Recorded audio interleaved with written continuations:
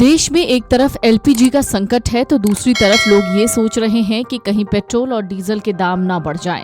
हालांकि इन सब के बीच एक प्राइवेट कंपनी नायरा एनर्जी ने पेट्रोल के दाम 5 रुपए और डीजल के दाम 3 रुपए बढ़ा दिए हैं। फिलहाल जो खबर है उसके मुताबिक प्रधानमंत्री मोदी आज शाम को वीडियो कॉन्फ्रेंसिंग के जरिए राज्यों और केंद्र शासित प्रदेशों के मुख्यमंत्रियों से बात करेंगे। बैठक में वेस्ट एशिया की बदलती स्थिति यानी ईरान युद्ध की वजह से जिस तरीके से स्थितियां खराब हो रही हैं उस पर चर्चा होगी। देखा जाएगा इसका भारत पर क्या असर पड़ सकता है, खासकर एलपीजी गैस और तेल की सप्लाई पर। सरकार ये भी जांचेगी कि देश इन हालात के लिए कितना तैयार है। बैठक में प्रधानमंत्री इस बात पर जोर दे सकते हैं कि सभी मिलकर काम करें। टीम इंडिया की भावना के तहत केंद्र और राज्य के बीच अच्छा तालमेल और सहयोग बना रहे ताकि किसी भी स्थिति से मिलकर प्रभावी तरीके से निपटा जा सके।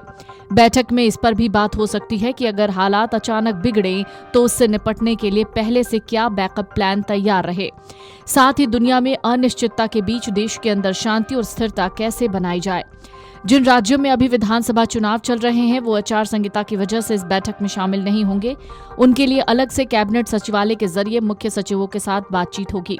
ऐसा इसलिए ताकि तैयारी और जरूरी फैसलों में कोई रुकावट न आए और काम लगातार चलता रहे। दरअसल जिन राज्यों के मुख्यमंत्री इस बैठक में शामिल नहीं होंगे उनमें तमिलनाडु, पश्चिम बंगाल, असम, केरल और पुडुचेरी हैं।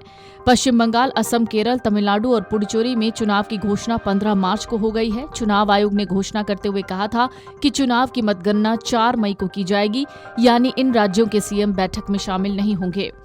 दरअसल प्रधानमंत्री मोदी की राज्यों के मुख्यमंत्री के साथ बैठक इसलिए अहम मानी जा रही है क्योंकि भारत में एलपीजी यानी घरेलू गैस की सप्लाई पर दबाव बढ़ा है। कई जगह इसकी कमी महसूस हो रही है।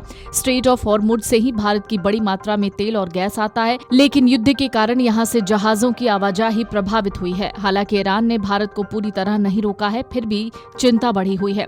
आने वाले वक्त में सप्लाई और मुश्किलें और भी बढ़ सकती हैं। हालात चुनौतीपूर्ण हो सकते हैं। भारत में लॉकडाउन की अटकलों के बीच भारत सरकार ने साफ किया है कि ऐसी कोई भी योजना नहीं है, क्योंकि आप लगातार इस तरह की खबरें पढ़ रहे होंगे जिसमें आपने सुना होगा कि भारत में लॉकडाउन जैसी स्थिति है, जिसको लेकर सरकार ने स्पष्ट कहा है कि ऐसा कुछ नहीं होने जा रहा। प्रधानमंत्री नरेंद्र मोदी की तरफ से संसद में दिए गए भाषण में कोरोना के जिक्र के बाद ऐसी अटकलें लग रही थी।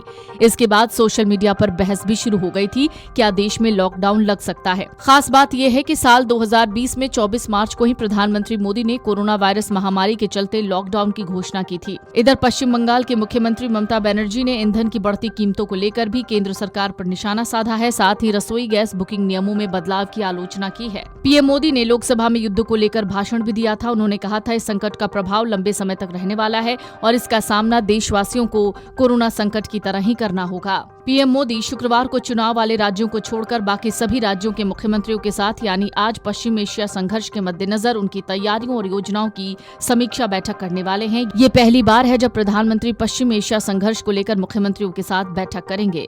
Video desk amarujala.com।